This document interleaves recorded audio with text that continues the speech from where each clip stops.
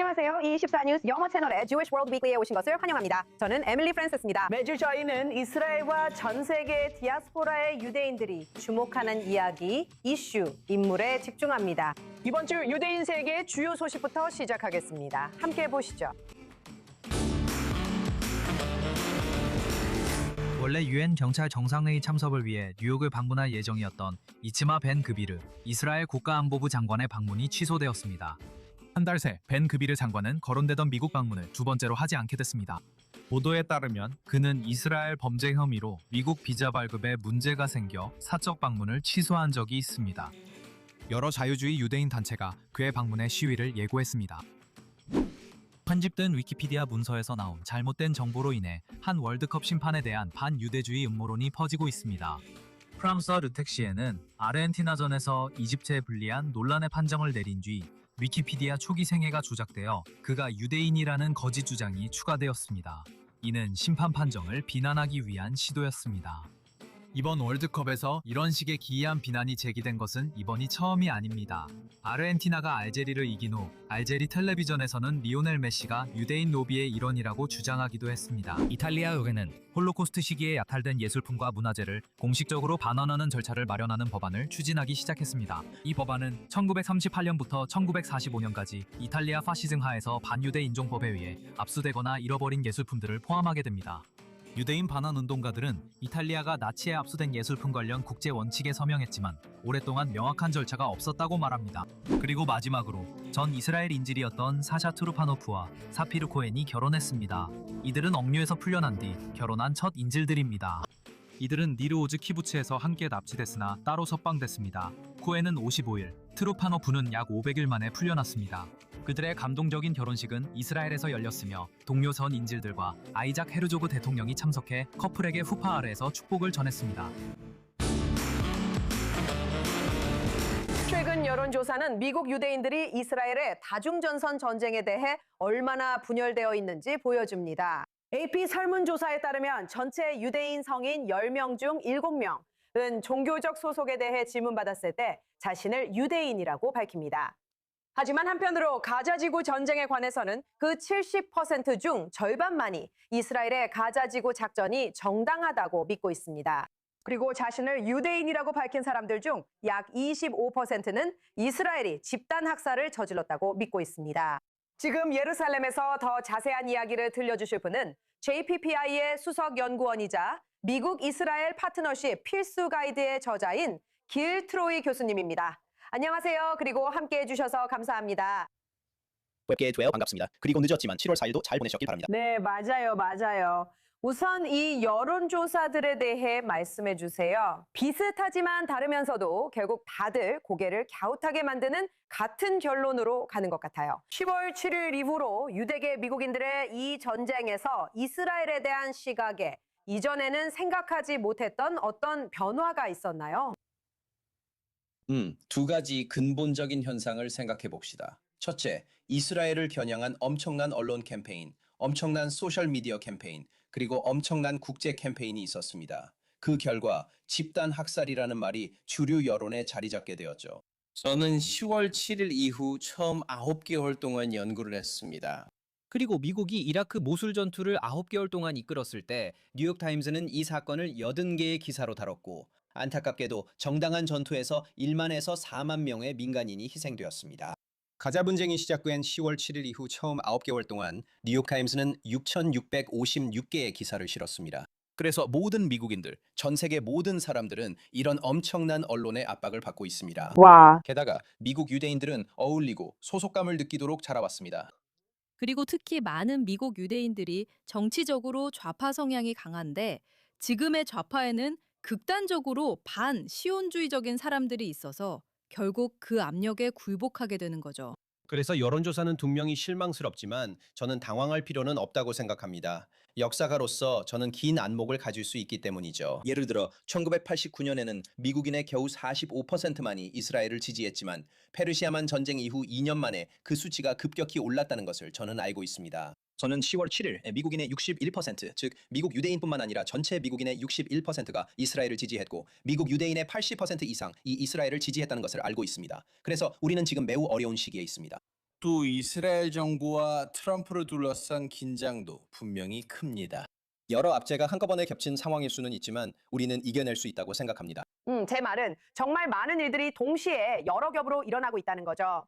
제 말은 10월 7일 이후로 정말 많은 행정부의 변화가 일어나고 있다는 거예요. 물론 캠퍼스 폭동과 몬다니 관련 일들도 있어요. 하지만 당신 말대로 저는 이 동화 현상이 흥미롭다고 생각해요. 제 말은 이게 오랜 세월 이어진 미국 유대인 경험의 일부라는 겁니다. 하지만 10월 7일 이 가져온 변화는 나는 이미 동화됐고 잘 어울려 살아가고 있다고 생각했던 많은 사람들을 깨우쳤다는 거예요. 아시다시피 결국 결정적인 순간이 오면 10월 7일 이후에야 비로소 경험했더라도 유대인에 대한 그런 시선은 여전히 존재한다는 거예요. 맞아요. 드러난 반유대주의가 정말 충격적이었죠. 일부 미국 유대인들이 거리를 두고 그 입장을 더 크게 또 과격하게 드러내는 현상이 있지만 동시에 급증한 현상도 있다고 지적하셨습니다.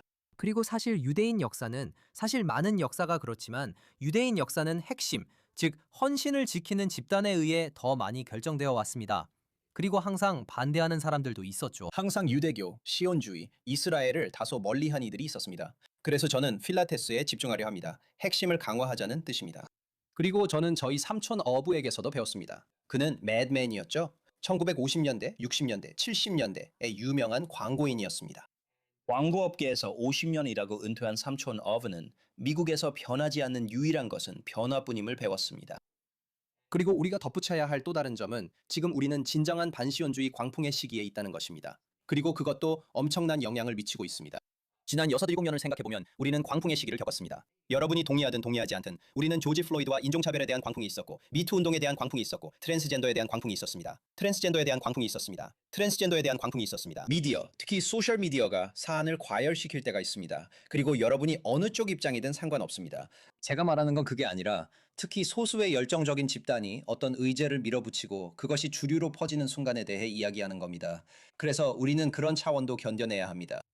맞아요. 그리고 이제 좀 더 지역적인 뉴욕에 관한 이야기로 넘어가 볼게요. 그리고 우리는 맘다니와 관련된 모든 드라마와 그가 지지했던 많은 사람들이 중간선거에서 의회 예비선거에 출마하면서 앞으로도 계속해서 판도가 바뀔 거라는 걸 알고 있죠. 하지만 흥미로운 점은 정치적으로 봤을 때 미국 유대인들이 맘다니를 더 지지하거나 맘다니의 인기가 넷스와 네타냐후보다 더 높다는 거예요. 그 유대인들이 스스로를 유대인으로 여기고 이스라엘을 중요하게 생각하는데도 말이죠. 그건 정말 모순적인 일이에요. 다시 말하지만 한편으론 정체성 혼란의 순간이었고 동시에 악마화도 있었습니다. 1972년에 나온 아주 훌륭한 책이 있는데 이 광기에 대해 다루고 있어요. 스텔리 코엔이 쓴 도덕적 공황과 민중의 악마들이라는 책입니다. 이스라엘, 특히 비비는 민중의 악마가 되었습니다. 네타냐후는 이스라엘 지지자들 사이에서도 자신을 시오니스트라고 부르는 사람들 사이에서도 민중의 악마가 되었습니다. 동시에 맘다니의 유종에 아시다시피 찬사를 받고 있습니다. 그래서 다시 말하지만 우리가 이런 현상을 보는 것은 놀랍지 않지만 물론 걱정스러운 일입니다. 저는 중서부 출신의 민주당 하원 의원 친구가 있는데 그냥 이렇게 말하겠습니다. 그 친구가 말하길 하지만 맨해튼은 섬이라는 걸 잊지 마세요 라고 했습니다. 그리고 우리가 또 짚고 넘어가야 할 점은 맘다니의 새 친구들, 즉 3명의 하원의원 후보들이 뉴욕에서 승리한 다음 날 공화당 하원위원회가 하킴 제프리스에게 꽃과 위로의 쪽지를 보냈다는 것입니다. 그리고 그들은 이렇게 말했습니다. 우선 상실에 애도를 표한다고 했고 또 한편으로는 우리의 삶을 더 쉽게 만들어줘서 정말 고맙다고 했습니다. 지금 민주당 내에서는 일종의 내전이 벌어지고 있는 상황입니다. 분명히 트럼프에 대한 분노가 많고 트럼프는 통합자이긴 하지만 이는 아무도 용서하지 않는 극좌파와 일종의 자살적인 평화주의를 가진 세력, 경찰 반대, 아이스 반대, 트럼프 반대, 그리고 이스라엘 반대 등 깊은 분열을 가리고 있을 뿐입니다. 그리고 그들은 그것을 이용해서 당의 나머지 세력과 힘겨루기를 하려고 하고 있습니다. 나머지 세력도 트럼프에 반대하지만 그렇게 극단적이지는 않습니다. 그리고 그것을 어떻게 균형 있게 맞출 것인가? 네, 제 말은 그게 바로 문제입니다. 이스라엘에서도 정당 안에도 여러 계파가 있습니다. 하지만 제 말은 각각의 세력 안에도 회색지대가 많다는 거죠. 시간이 다 되었지만 흥미로운 이야기였습니다. 길 트로이 감사합니다. 모두 그의 전자책 미국 이스라엘 파트너십 필수 가이드도 확인해 보세요. 다시 한번 감사드립니다. 좋은 하루 보내세요. 이스라엘 정부는 미국 유대인 지도자들과 만나 디아스포라에서 유대인 교육을 강화하기 위해 5,900만 달러를 지원하는 계획에 합의했습니다. 이스라엘 정부의 디아스포라 개입이 긍정적일지 부정적 결과를 낳을지에 대해 24뉴스 영어 수석특파원 노아 알테르만이 전합니다. 이스라엘 정부는 이번 주 만장일치로 약 2억 셰켈 미화, 약 6,700만 달러를 미국과 캐나다의 유대인 공동체에 지원하는 계획을 통과시켰습니다. 이 자금은 주로 해당 지역의 유대인 교육을 돕기 위한 것입니다. 이 프로젝트는 이스라엘 정부와 북미 유대인 연합 Jewish Federations of North America이라는 단체가 협력하는 형태로 진행될 예정입니다. 이 단체는 미국과 캐나다 전역의 수백 개 도시와 마을의 유대인 공동체와 함께 일하고 있습니다. 그렇다면 이 계획이 해결하려는 문제는 무엇일까요? 기본적으로는 단순하지만 동시에 당황스러운 문제입니다. 미국이나 캐나다의 유대인 가정이 자녀를 보내 유대인 교육을 받을 수 있는 사립학교인 유대인 주간학교의 비용이 문제입니다. 하지만 이 학교들은 너무 비싸져서 많은 경우 미국 유대인 가정이 감당하기에는 부담스러운 가격으로 여겨지고 있습니다. 이 프로그램은 학비 인하와 보조금 지원을 위한 것으로 보입니다. 하지만 특수교육이 필요한 아이들 지원 등 다른 문제도 있습니다. 그리고 또한 교육의 질을 높이는 것도 포함되어 있습니다. 여기에는 디지털 교육을 지원하기 위한 파일럿 프로그램과 아이들이 받는 교육의 해당 영역을 개선하는 것도 포함됩니다. 그래서 이 조치에 대해 찬반 양론이 제기되고 있습니다. 그리고 이를 지지하는 주장에 대해 말씀드리자면 이것은 이스라엘과 유대인 디아스포라, 특히 디아스포라 유대인의 80%가 거주하는 미국 내 유대인 공동체와의 파트너십을 강화하는 것입니다. 디아스포라 유대인들이 공격을 받고 있고 그들의 이스라엘과의 연결이 공격받고 있는 시기에 유대인 교육은 오랜 문제였던 동화 문제뿐만 아니라 점점 심각해지고 있는 반유대주의 문제도 해결할 수 있습니다. 그리고 이 자금은 그렇게 하기 위해 파트너십을 강화하는 데 도움이 될 것입니다. 이것이 바로 그 논거입니다. 반대 논거로는 JNS의 한 기사에서 이렇게 주장했습니다. 왜 이스라엘의 노동계층 배경과 노동계층 지역사회 출신의 납세자를 포함한 이스라엘 납세자들이 본질적으로 사립학교의 등록금을 보조해야 합니까? 더 부유한 미국 유대인 가정을 위해서인가요?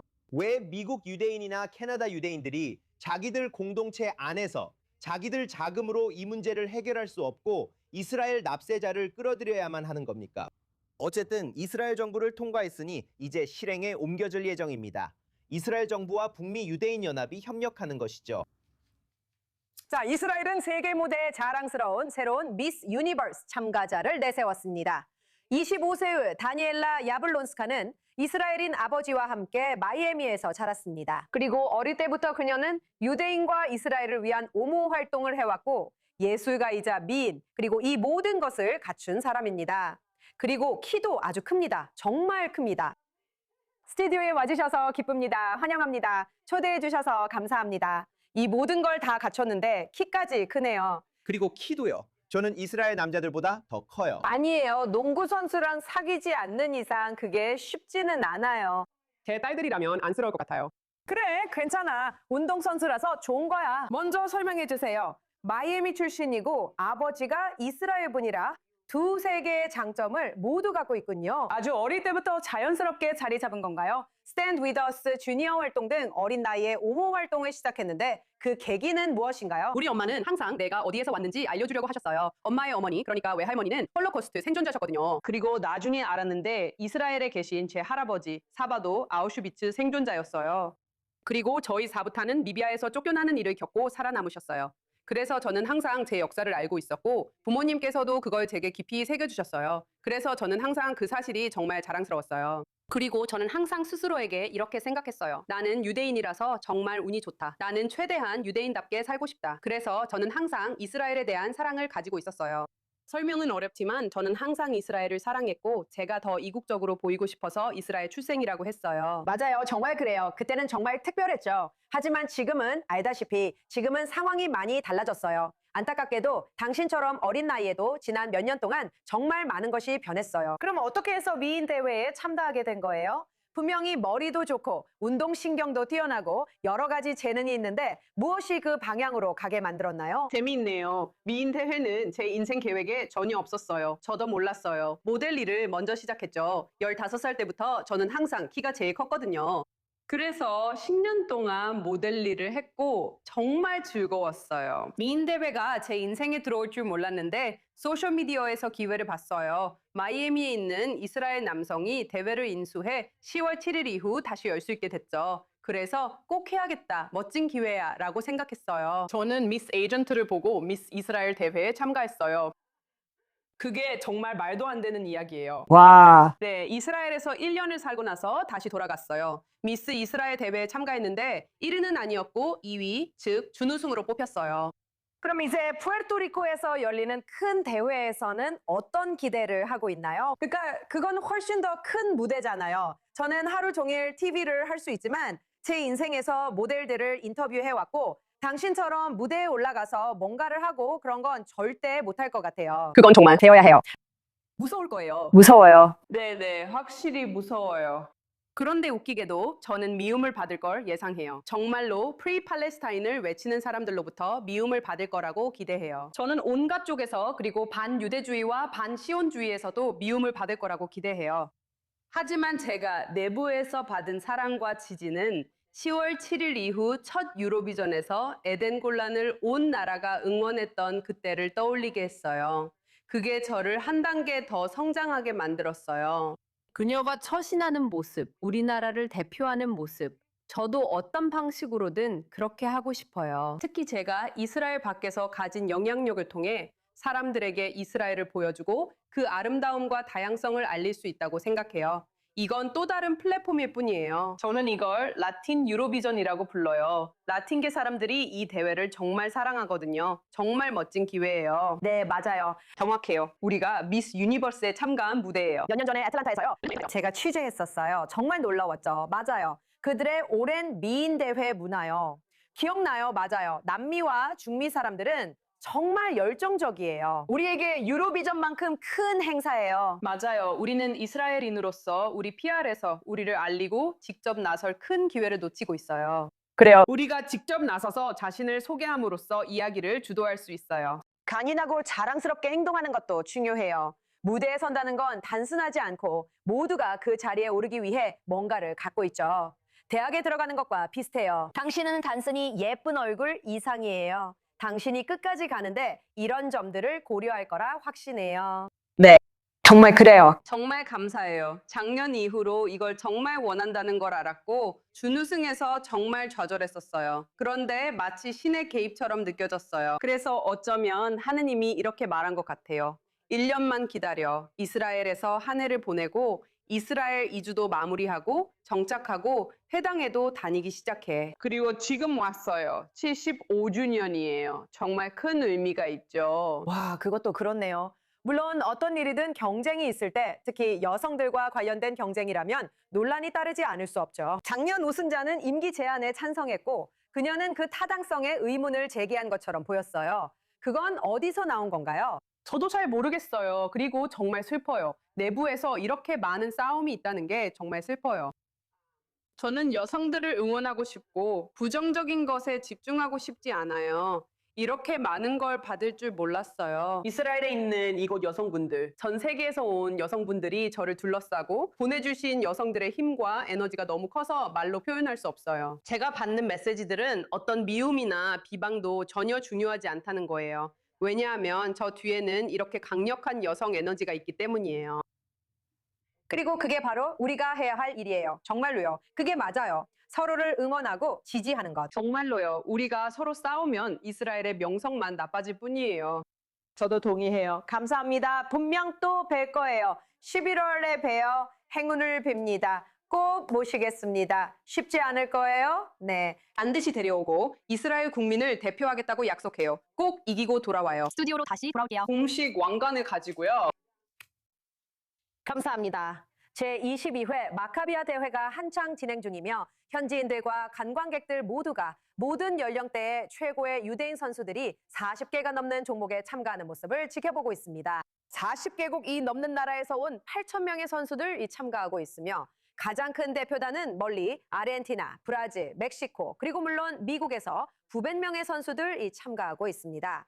이 중에는 다음에 모실 게스트도 포함되어 있습니다. 주니어 17세 이하 축구대회에 참가하고 있는 마야 그린버그를 환영해 주세요. 그녀는 로스앤젤레스 출신이기도 합니다. 환영합니다. 이 자리에 와주셔서 감사합니다. 축하드립니다. 저를 초대해 주셔서 감사합니다. 지금까지의 경험도 얘기하고 싶지만 17살인데도 축구에 이렇게 진지하게 몰두하고 있다는 점이 정말 흥미로워요. 당신은 스트라이커였고 클럽팀과 고등학교에서 뛰었죠.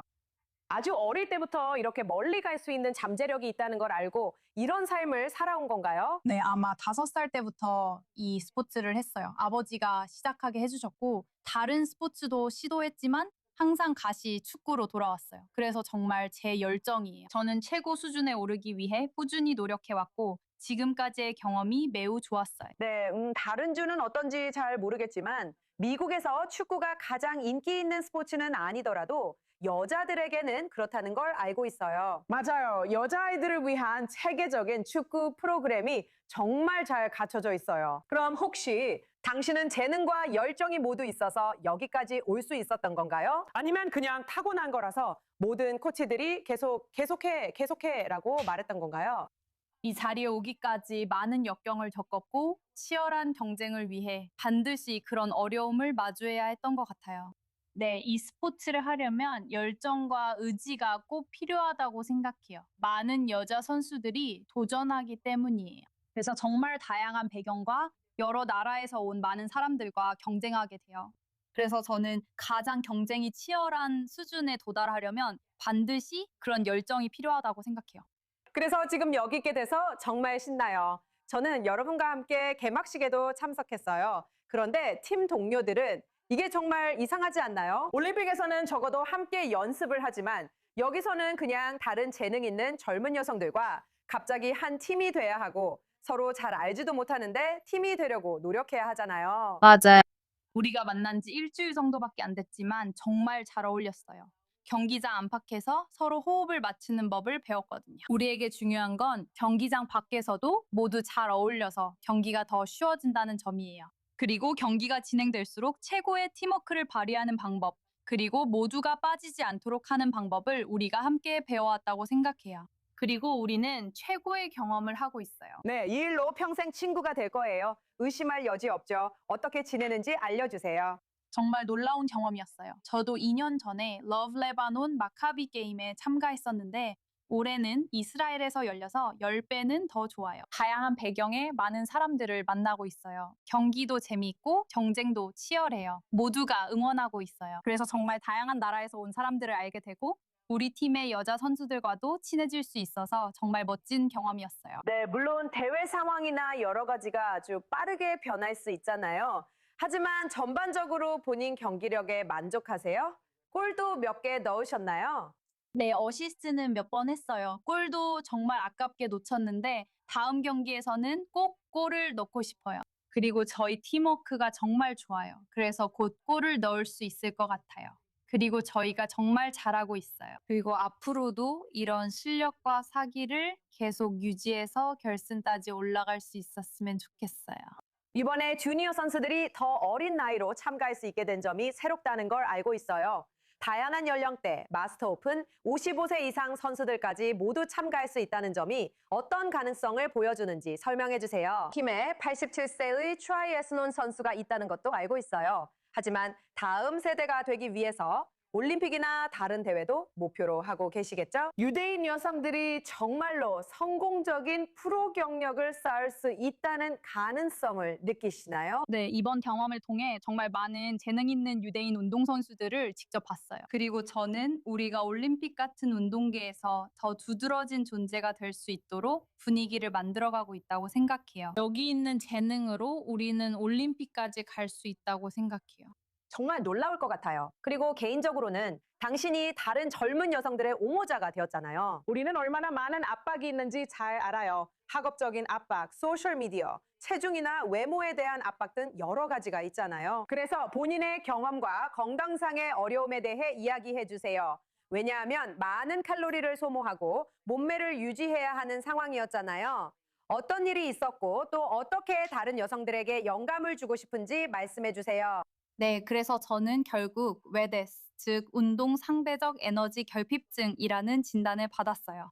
저는 의도치 않게 제가 생각했던 것보다 훨씬 더 많은 칼로리를 소모하고 있다는 사실을 몰랐던 거죠. 그래서 저는 매일 몇 시간씩 운동을 하면서 정말 많은 칼로리를 소모하고 있었어요.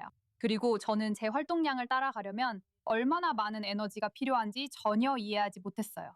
그래서 제 심박수가 30대까지 떨어졌는데 저도 그 사실을 몰랐어요. 한 번 진료를 받으러 갔을 뿐인데 저는 증상이 있는지도 몰랐어요. 그런데 한 번 갔더니 바로 병원으로 옮겨졌어요. 저는 2주 동안 침대에 누워 있어야 했어요. 그리고 저는 살이 그렇게 빠진 줄 몰랐고 그게 경기력에 큰 영향을 미쳤어요. 오랫동안 침대에 누워 있다 보니 신체적, 정신적으로 많이 힘들었고 6개월간 운동도 못했어요. 와. 그래서 저한테 일어난 일을 보고 나니까 저는 정말로 그런 일이 다른 여자아이에게는 일어나지 않았으면 했어요. 그럼 조언해 주실 게 있나요? 모든 사람이 아프게 되는 건 아니지만 분명히 바쁘게 살다 보면 자기 건강을 잊어버릴 때가 있잖아요. 그리고 운동선수로서 체중 문제까지 걱정하게 되잖아요. 믿을 만한 영양사와 식이요법 전문가의 조언을 따르세요. 온라인의 잘못된 정보는 대부분 거짓이니 믿지 마세요. 설령 사실이라도 모든 사람의 몸이 달라 당신에게는 해당되지 않을 수 있어요. 와, 정말 바쁘시겠어요. 저희는 계속해서 미국 대표팀을 응원할게요. 물론 모두가 승자지만 저는 미국 대표팀에 개인적인 관심이 있어요. 오늘 와주셔서 감사하고 행운을 빕니다. 이번 주 Jewish World Weekly는 여기까지입니다. i24 News 영어 유튜브 채널과 웹사이트도 방문해주세요. 저희 소셜미디어에서 다양한 에피소드와 코너를 확인하세요. 저는 에밀리 프랜시스입니다. 시청해주셔서 감사합니다. 텔아비브에서 샬롬을 전합니다.